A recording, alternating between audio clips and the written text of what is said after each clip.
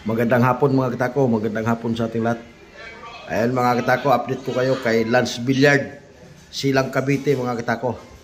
Ayan, may leader na yan mga katako, leader na. Lance Billiard yan mga katako, Silang Cavite. Ayan, patapos na yung mga itim.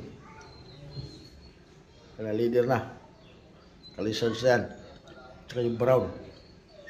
Sa ano to ma-deliver mga katako, mga pizza 13 deliver na to. Kaya pwede na kayo magpa-reserve doon kay Lance Billiard mga katako, Silang Cavite. Lance Billiard, Silang Cavite. Kayo bumili ng mga gawa ko na medyo mababa ang presyo mga katako. Tapusin nyo na yung video mga katako. Pag manood kayo ng video ko, kusunada kayo na bumili sa mga ganitong tako, tapusin nyo yung video mga katako para alam nyo kung saan kayo bibili. Doon kay Lance Billiard Supply, Silang Cavite mga katako. Yan yung tindahan nila. Lance Billiard Supply ng Silang Cavite mga katako, yun yung tindahan nila. Para di na kayo magtanong sa akin kung saan na kayo bibili ng mga mababang presyo ng mga gawa ko. Yan.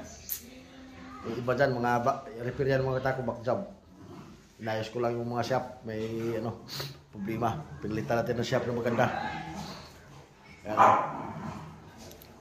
Lance Billiard, Silang Cavite.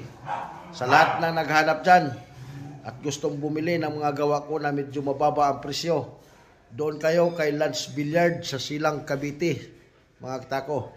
Lance Billiard Supply. Yun na yung i-PM nyo mga katako. Pwede kayo magpa-reserve doon. Kahit ngayon pa lang, pwede na kayo magpa-reserve. PM nyo na lang sila mga katako para maka-reserve kayo ng mga anong gusto nyo kulay. So, Lance Billiard, Silang Cavite. Ito yung mayari nito mga katako. Doon kayo makakabili nito. Ang mga gawa na yan. Kay Lance Billiard, Silang Cavite mga katako. Para din na kayo magtanong sa akin kung mayroon ba akong tako na budget meal. Sabi nyo. Tapusin nyo lang yung video mga katako. 3 minutes lang yan. Huwag nyo skip mga katako. Tapusin nyo lang para alam nyo kung saan kayo bibili. Kay Lance Billiard Supply, Silang Cavite. Ito lahat mga katako. Yan. Yun yung legit ko na reseller.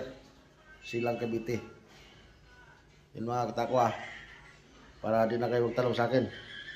Kasi sa akin talaga, pag sa akin kayo paggawa mga katako, may kamahalan. May mahal na yung materialis mga katako. Ito kasi mga katako, sa kanila yung mga materialis ito iba mga katako. Kaya medyo mababa yung presyo. Kaya ganun yung style dyan. Sa kanila yung ibang materialis,